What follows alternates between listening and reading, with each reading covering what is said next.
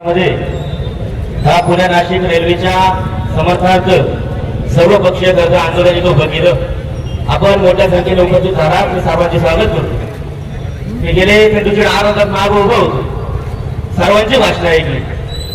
पण रेल्वे का पाहिजे, कशासाठी पाहिजे याचं कोणी त्याच्याबद्दल अनुमोदनच नाही दिलं। अरे आपल्याला पुणे नाशिक रेल्वे करायची, आपल्या इथं MIDC नाही, आपल्या इथं GMRT आहे। आपल्याला जर GMRT अडचण करत असेल तर GMRT आपल्याला नको, ती GMRT काढून टाका। आपला तालुका हा शेती प्रधान आहे, शेती आता जुगार झाली, याच्या पैसे काय भेटत नाही। आपल्याला काम धंदे केल्याशिवाय रोजगार उपलब्ध होत नाही।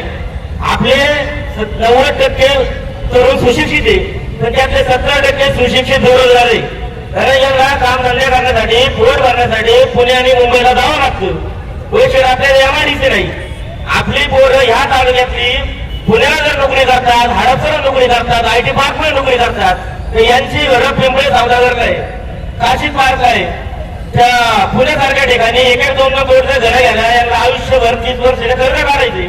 आता 60च्या पुढे कोण जगत नाही, आपण रोज देशभर करतो।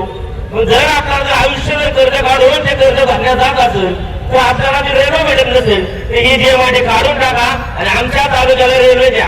त्याने हे फायदा होणार आहे। शेतीप्रधान तालुका आहे, प्रत्येकाची एक रेल्वे झाली तर प्रत्येकाच्या 10-15 किलोमीटरला शेतीचे भाव हे डबल टिपलीने वाढणार आहे।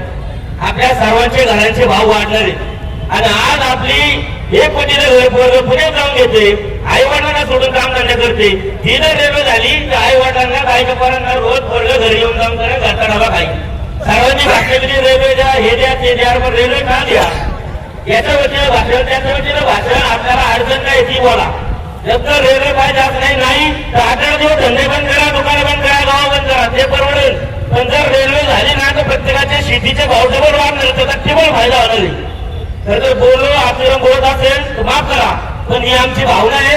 आमचं वय 30-32 आयुष्य आमचं कष्ट करण्यात गेलेलं आहे। आमची जी पुढची पिढी येणार आहे ना, ही आमचं घर तर कुठेतरी राखील की आमच्या पूर्वजांनी रेल्वेसाठी आंदोलन केली आणि रेल्वे झाली म्हणून आम्हाला नोकरी धंद्याला खरंतर ही लांबचा पल्ला जवळ झाला। जेणेकरून प्रत्येकाची कुटुंबाची आर्थिक परिस्थिती सुधारणार आहे। तर इथे पुढच्या काळात रेल्वेसाठी नाही झालं तर तीव्र आंदोलन उभं करा, सर्व पक्षीय उभे राहा।